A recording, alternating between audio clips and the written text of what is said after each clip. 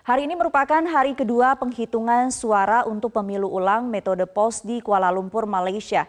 Penghitungan ini menjadi wilayah terakhir agar rekapitulasi DKI Jakarta dapat segera digelar di KPU Pusat. Dan untuk mengetahui perkembangan terkini, kita akan bergabung dengan Nadine Utomo langsung dari Kuala Lumpur, Malaysia. Nadine, apakah penghitungan suara sudah selesai dilakukan? Ya Sumi, hingga kini penghitungan suara sudah selesai dilakukan tadi sejak pukul 12 waktu Malaysia atau waktu setempat, dan dari total 2 hari ataupun 1,5 hari dilakukan penghitungan ada 67.000 lebih surat suara yang dihitung, dan ini kemudian mengapa diselesaikan pada pukul 12 waktu Malaysia. Hal ini mengacu pada peraturan ataupun undang-undang pemilu dan juga dengan putusan MK, karena dari kedua aturan tersebut dari penyelenggara pemilu memiliki waktu 1 hari ditambah 12 jam untuk menyelesaikan penghitungan suara. Dan dari total 67.000 ini sebetulnya penyelenggara pemilu sudah menerima 85.000 surat suara, dan ini artinya ada 17.000 lebih surat suara yang tidak dihitung. Dan ini sudah dikomunikasikan antara penyelenggara, itu adalah Panitia Pemilih Luar Negeri atau PPLN Kuala Lumpur, dengan saksi-saksi yang hadir, dan semua menyetujui karena ini merupakan aturan yang ajak ataupun aturan dari undang-undang dan juga putusan MK yang harus ditaati untuk seluruh pemilu.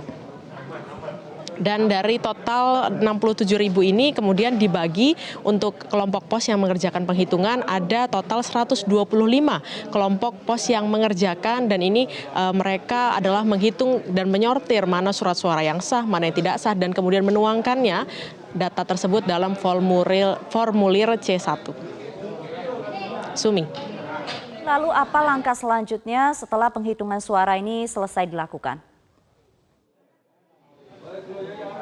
Ya, untuk kondisi terakhir dari PPLN dan juga panitia ini sedang dalam pengemasan, yaitu adalah surat suara yang sudah dan formulir C1 yang sudah selesai dikerjakan, kemudian diangkut dan dibawa ke kantor KBRI, Kedutaan Besar Republik Indonesia Kuala Lumpur. Ini kemudian dibawa untuk kemudian dilakukan rekapitulasi. Jadi kita lihat bahwa selain penghitungan, ini ada juga proses rekapitulasi. Dalam proses rekapitulasi, petugas ini akan memasukkan data ataupun entry data ke sistem informasi penghitungan suara atau situng, aplikasi yang dimiliki oleh KPU, dan ini ketika entry data, seluruh data harus cocok ataupun match. Jika ada kekeliruan data yang dimasukkan oleh petugas ataupun operator, maka akan ada warning yang disampaikan dalam situng. Kemudian setelah selesai rekapitulasi yang dilakukan di KBRI tersebut, maka akan ada hasilnya. Ini KPU menyebutnya sebagai formulir DA1.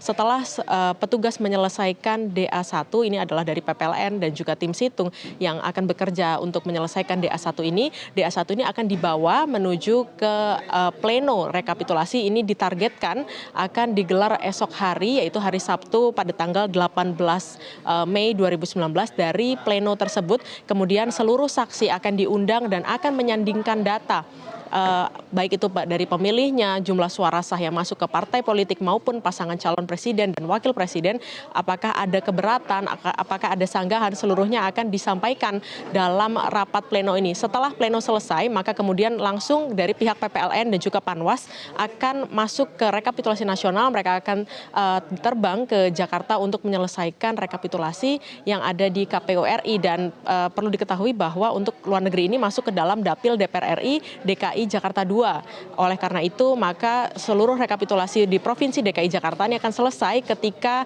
KBRI Lumpur, maksud kami PPLN Kuala Lumpur, bisa menyelesaikan rekapitulasinya pada esok hari. Kembali ke Anda, Sumi. Baik, Nadine Utomo sudah melaporkan dari Kuala Lumpur, Malaysia.